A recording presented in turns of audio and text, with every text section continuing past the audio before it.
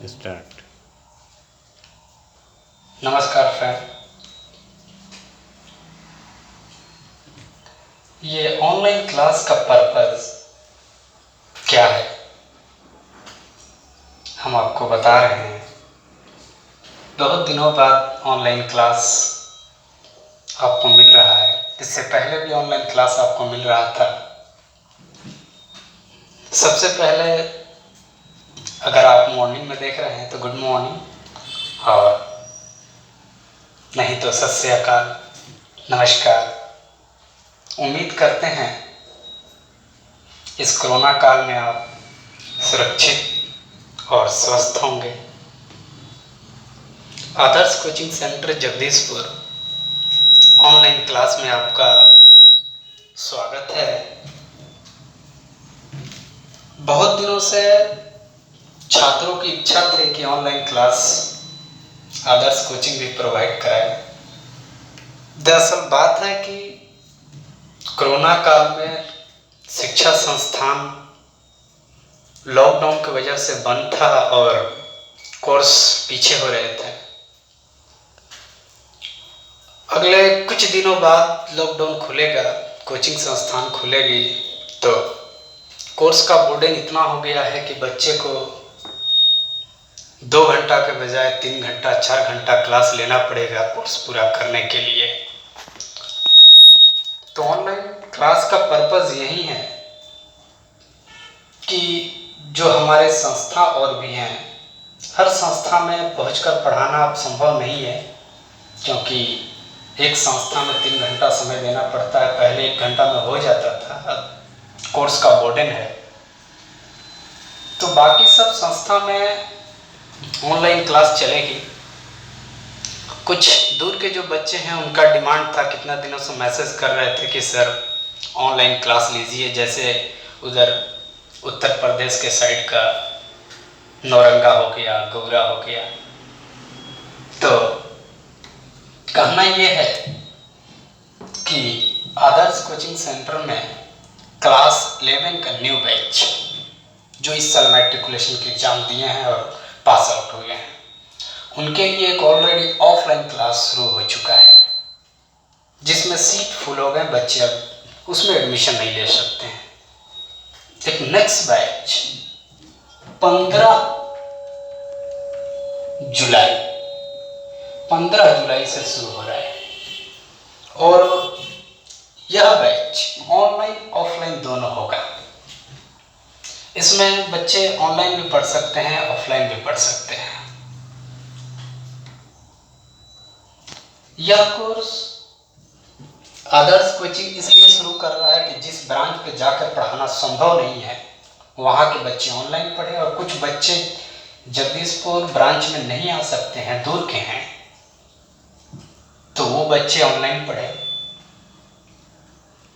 तो ऑनलाइन में एडमिशन चालू है, लगभग आधा सीट फुल हो चुका है, और 15 जुलाई से ये क्लास शुरू होगा। और आज ये क्लास का इंट्रोडक्शन पार्ट है कि हम आपको फिजिक्स और केमिस्ट्री, मैथमेटिक्स और इंग्लिश 4 विषय देने वाले हैं। फिजिक्स, केमिस्ट्री, मैथ और इंग्लिश। साथ में बायो का भी व्यवस्था है, लेकिन वो हमारे साथ एसोसिएट टीचर है। तो आपको एक ही छत के नीचे फिजिक्स, केमिस्ट्री, मैथ्स, इंग्लिश और बायो 5 सब्जेक्ट मिल जाएगा। या तो आप ऑनलाइन पढ़ें, या तो आप ऑनलाइन पढ़ें, या फिर ऑफलाइन पढ़ें।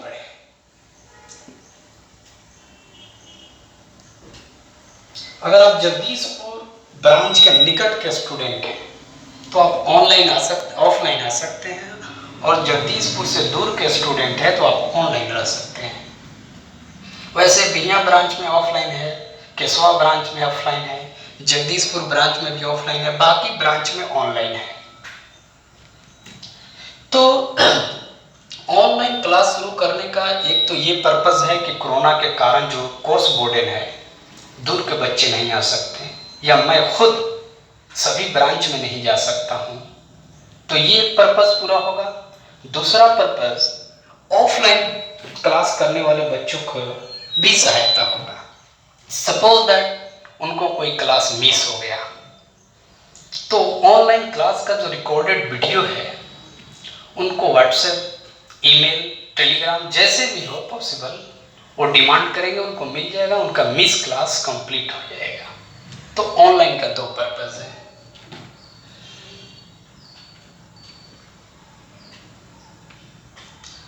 ये वीडियो को अगर हमारे पुराने स्टूडेंट देख रहे हैं तो उनसे मेरी गुजारिश है कि आप आदर्श कोचिंग के स्टूडेंट हैं। वो दिन गया जब हम लोग साथ पठन पाठन की क्रिया करते थे, लेकिन याद ताजा है। आप अपने दोस्त, अपने घर के लोग, अपने साथी जो इच्छुक हैं, साइंस लिए हैं, पढ़ना चाहते हैं, उनका स्वागत है। और आप पुराने स्टूडेंट को भी एक बार स्पेशली गुड मॉर्निंग और आदर्श कोचिंग में आपका बहुत बहुत स्वागत है। आप पुराने स्टूडेंट जब कभी भी ज़रूरत पड़े, पढ़ाई से रिलेटेड किसी भी समस्या को लेकर आप बेझिझक कॉल कर सकते हैं।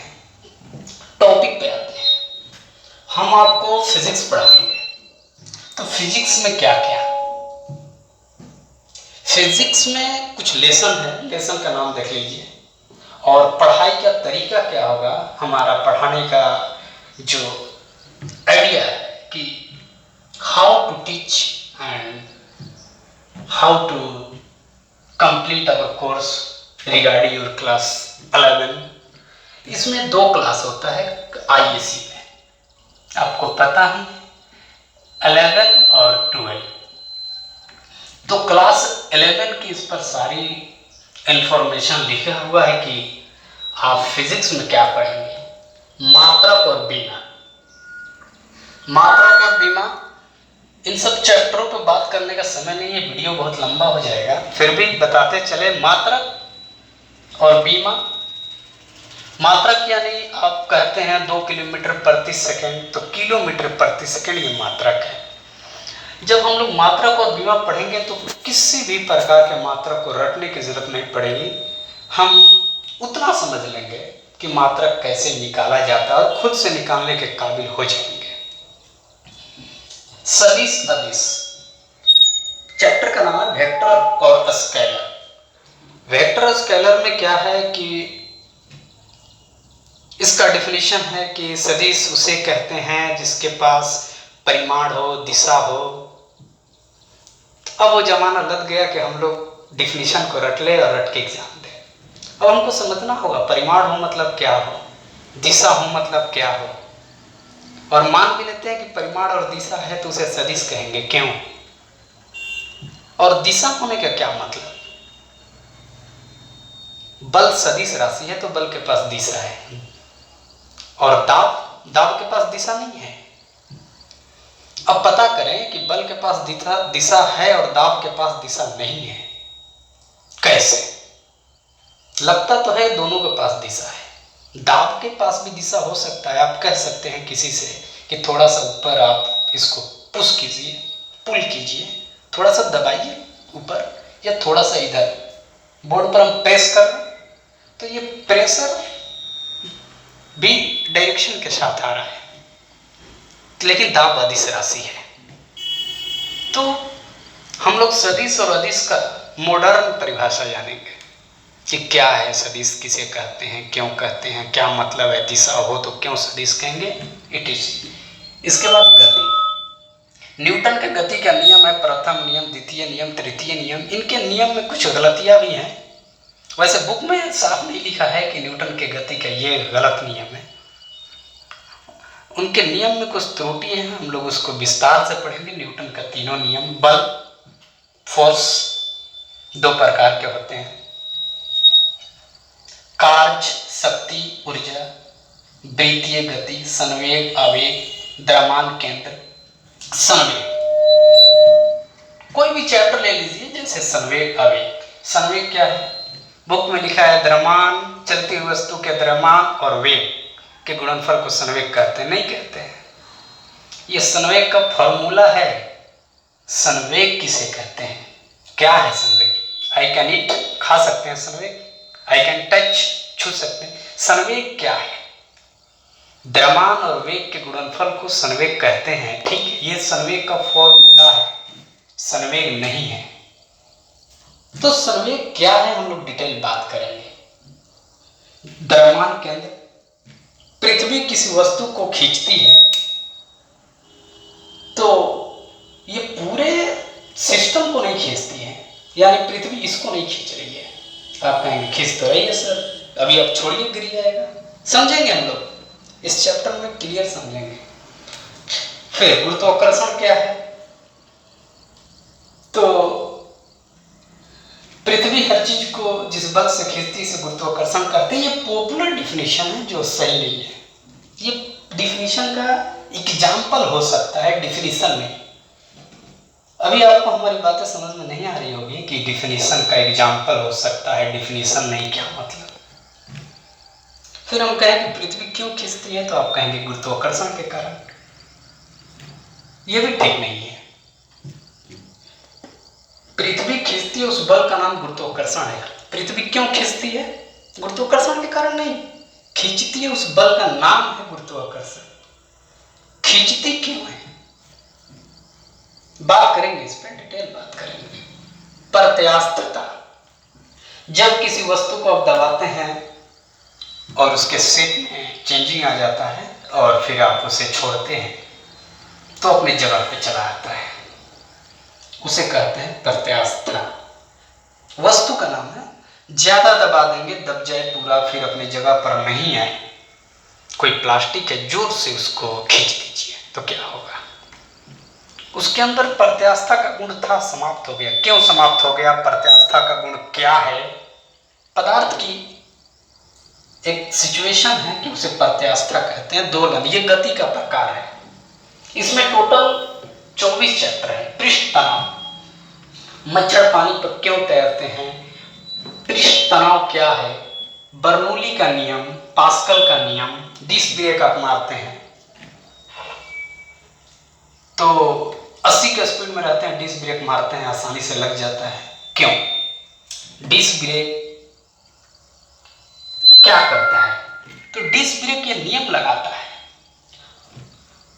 पानी के अंदर लगने वाला बल, और जब आप कांटा घर पे ट्रक रखते हैं वजन कराने के लिए, तो ट्रक का वजन इसी नियम से होता है। ये नियम क्या है, ओपनली हम लोग जब चैप्टर पढ़ेंगे तो जानेंगे। उष्मा गति, उष्मा और ताप, ताप क्या है, गर्मी क्या है, ठंडा क्या है, उष्मा किसे कहते हैं। फिर कैलोरीमिति, गैसों का गति सिद्धांत, उष्मा गति की यानी उष्मा गति करती है, क्यों गति करती है, उष्मा का संचरण, तरंग गति, ध्वनि गति। ठोस में ध्वनि तेज चलती है और गैस में कम। चाहना तो ये चाहिए था कि गैस में तेज और ठोस में उसका स्पीड कम होना चाहिए था, लेकिन ऐसा नहीं है। क्यों है? क्यों ठोस में ध्वनि तेज चलेगी? अभी तक 20 चैप्टर हुआ, आप इसका स्क्रीनशॉट भी ले सकते हैं। देखिए, हम लोग कोई भी टॉपिक पढ़ेंगे, जैसे पढ़ाते समय हम आपको गति शुरू करते हैं, तो गति में क्या क्या पढ़ना है पहले हम आपको लिस्ट प्रोवाइड करेंगे। और जब आप गति के बारे में समझ लेंगे कि गति में हमको ये 10 टॉपिक पढ़ना है, तब एक एक टॉपिक पर हम लोग बात शुरू करेंगे। और किसी भी टॉपिक पर कोई भी क्वेश्चन अगर हम आपके सामने डील कर रहे हैं तो उसमें आप हमेशा इन चीजों पर नजर रखिए। क्यों, व्हाई, कैसे, कहां, कब, हाउ, वेयर, व्हेन और कैसे, कहां, कब, यानी 4H1W। एक होता है व्हेन, व्हेन है यहाँ, वेयर भी है, हाउ भी है, हु।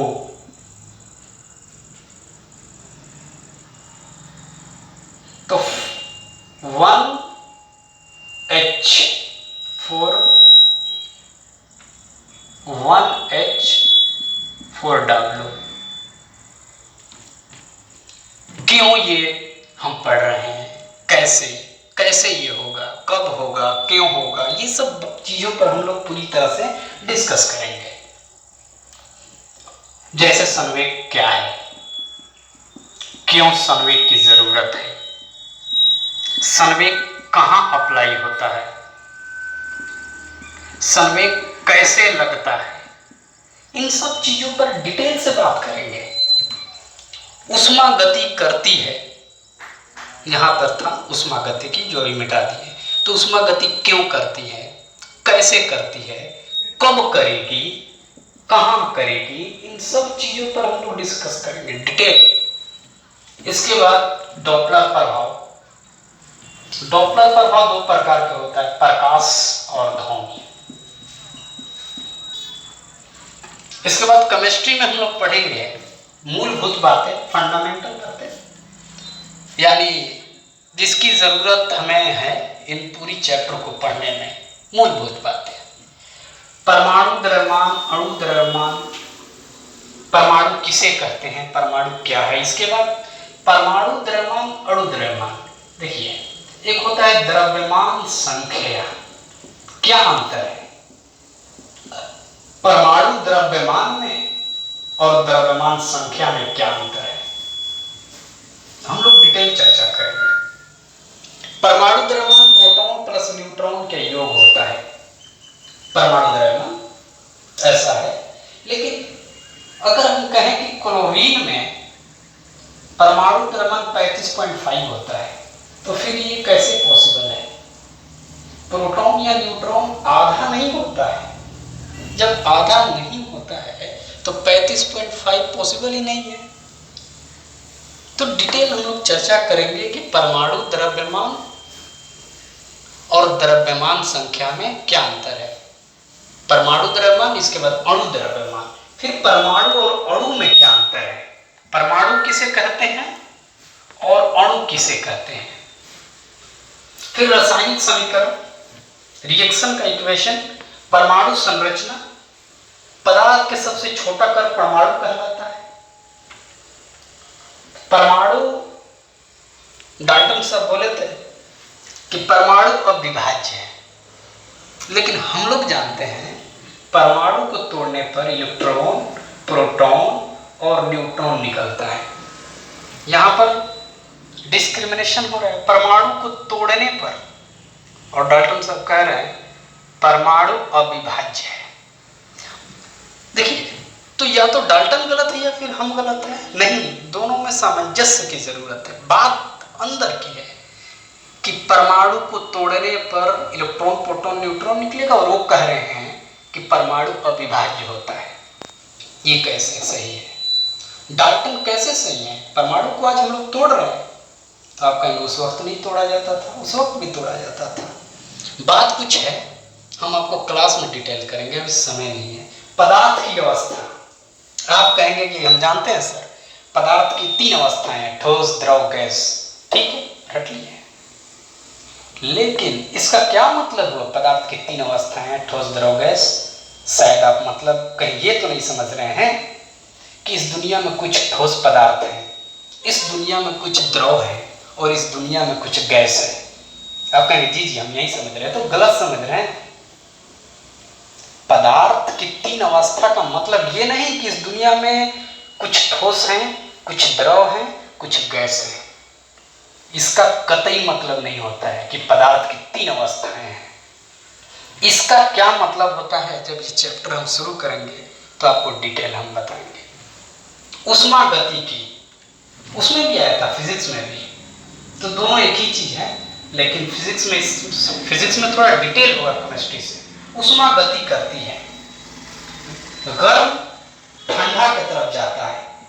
फिर वही बात, क्यों जाएगा, कब जाएगा, कैसे जाएगा, पूरा डिटेल हम लोग ऑक्सीकरण अवकरण रासायनिक साम्य। रासायनिक साम्य होता है, अभिक्रिया होता है कि जैसे आप सोडियम और क्लोरीन मिलाकर नमक बनाएं। क्यों नमक ही क्यों बना, कहीं पर हम लोग निकल नहीं जाएंगे, क्यों जरूर लगा देंगे कि ये क्यों हो रहा है सर। आप स्वतंत्र है पूछने के लिए, चाहे मेरा ऑनलाइन क्लास हो या ऑफलाइन क्लास हो। आप ऑनलाइन क्लास में भी कमेंट कर सकते हैं कि सर आपको हम अपना टेलीग्राम प्रोवाइड कराएंगे, फेसबुक, इंस्टाग्राम, व्हाट्सएप और फिर यूट्यूब चैनल। आप हमारे साथ सभी माध्यमों से जुड़ सकते हैं। हमको आप फॉलो करना चाहते हैं इंस्टाग्राम पर, तो आदर्श कोचिंग सेंटर आप लिखकर सर्च कर सकते हैं इंस्टाग्राम पर और ज्वाइन कर सकते हैं। और यदि आप ऑफलाइन में पढ़ते हैं तो आपको तो क्लास में ये सब बातें बताया गया होगा कि आप इंस्टाग्राम पर ज्वाइन हो जाइए, और जो क्लास मिस हो गया तो आप इंस्टाग्राम पर उसका वीडियो हमसे मांग लीजिए कि sir lecture number 40, lecture number 50 का लेक्चर है, हमें वीडियो दे दीजिए, आपको मिल जाएगा।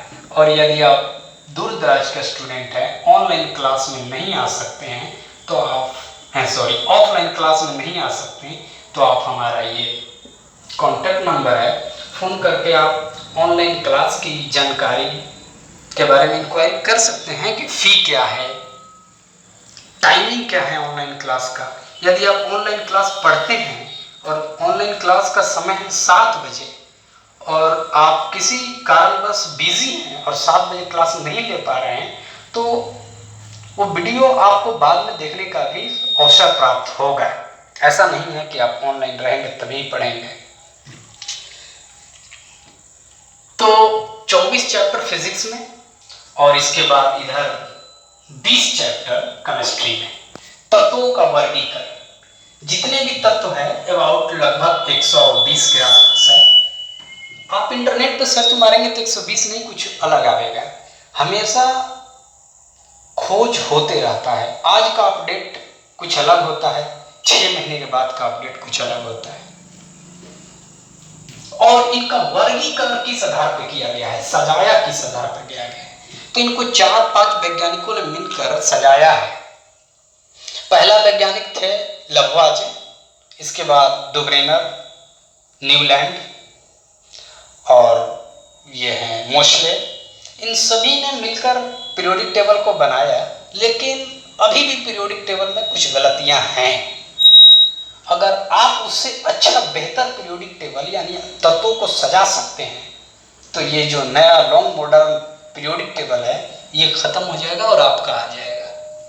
तो सब वैज्ञानिकों ने अपने अपने तरीक़ा से सजाया, उनका सजाने का तरीका क्या था और उनमें त्रुटि क्या थी, हम लोग ये सब इसमें जानेंगे। रासायनिक बंधन, रासायनिक बंधन क्या है, तो आप मीथेन बनाते हैं तो ये क्यों जुड़ जाता है, हाइड्रोजन से ऑक्सीजन क्यों जुड़ जाता है, ये रासायनिक बंधन हम लोग पढ़ेंगे। क्या जुड़ने का यही एक तरीका है, ये बॉन्ड है, बॉन्ड यानी बंधन। तो ये बॉन्ड क्या है, क्यों जुड़ गया हाइड्रोजन ऑक्सीजन से, ये सब लोग डिटेल चर्चा करेंगे। इसके बाद स्पेशली हाइड्रोजन तत्व के बारे में हम लोग पढ़ेंगे, एस ब्लॉक, पी ब्लॉक, फिर डी ब्लॉक और एफ ब्लॉक। इसमें नहीं दिया, हम लोग अलग से पढ़ लेंगे।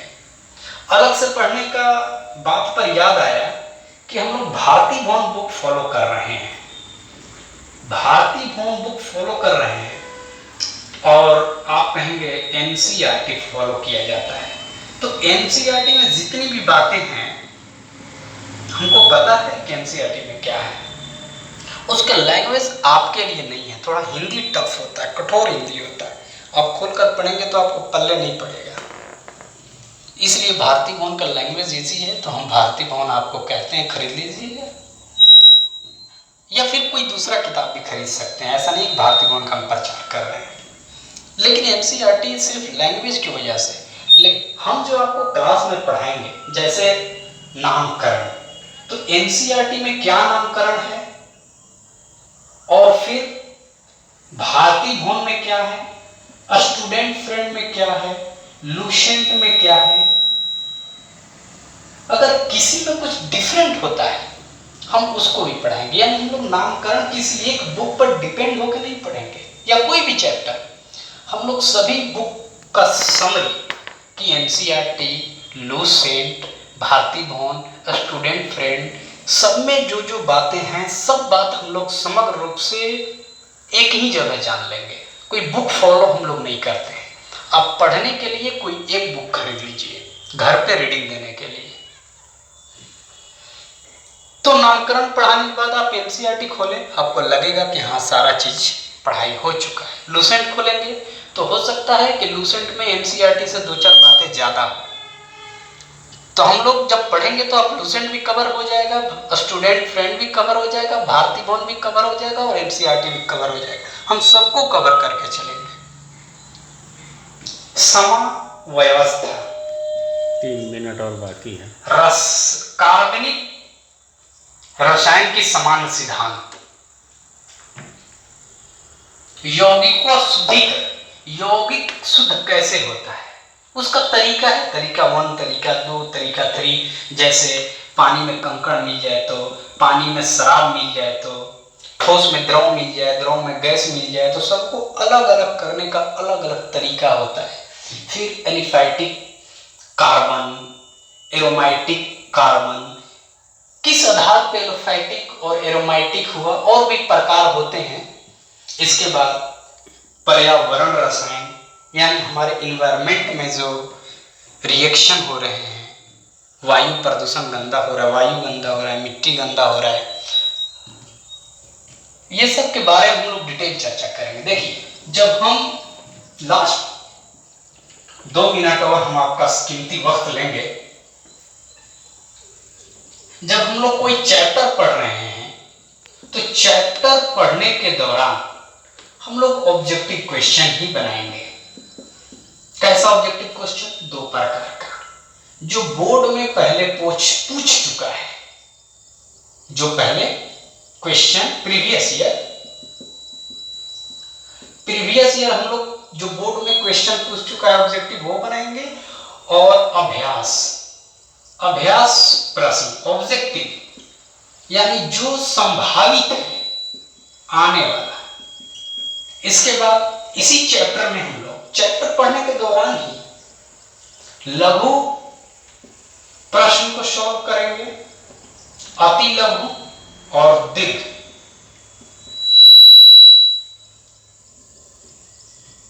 इसके बाद इस चैप्टर का असाइनमेंट भी आपको मिलेगा। इस चैप्टर से रिलेटेड अगर कोई फॉर्मूला है या फिर कोई न्यूमेरिकल है, कुछ अच्छे क्वेश्चंस है, तो उसका प्रिंटेड नोट आपको दिया जाएगा।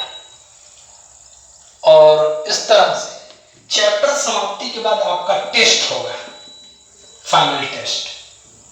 तो प्रत्येक चैप्टर के बाद टेस्ट, चैप्टर की असाइनमेंट कॉपी, चैप्टर पढ़ते वक्त ऑब्जेक्टिव क्वेश्चंस, प्रीवियस ईयर और संभावित प्रश्न, फिर अति लघु, दीर्घ और अति लघु, दीर्घ और लघु। आप हमारे जगदीशपुर ब्रांच में ऑफलाइन क्लास के लिए संपर्क कर सकते हैं, और बिहिया और केसवर बाकी ब्रांच ऑनलाइन ही अभी चलेगा। आप ऑफलाइन भी आते हैं तो ऑनलाइन पढ़ सकते हैं फ्री में, उसके लिए कोई चार्ज नहीं लगेगा। क्लास मिस होती है आप ऑनलाइन देख लीजिए, और अगर ऑफलाइन आते हैं तो और अच्छा है। फी वगैरह के बारे में अगर डिटेल आपको इंक्वायरी करना है तो आप हमारे कॉन्टैक्ट नंबर 98 विजिबल नहीं हो इसलिए मैं पढ़ दे रहा हूँ, 9852113281। आप अपना कीमती वक्त दिए हमारे साथ, इसके लिए शुक्रिया, धन्यवाद। मिलते हैं हम लोग अपने अगले क्लास 15 जुलाई के ऑनलाइन समय 10 बजे। Thank you.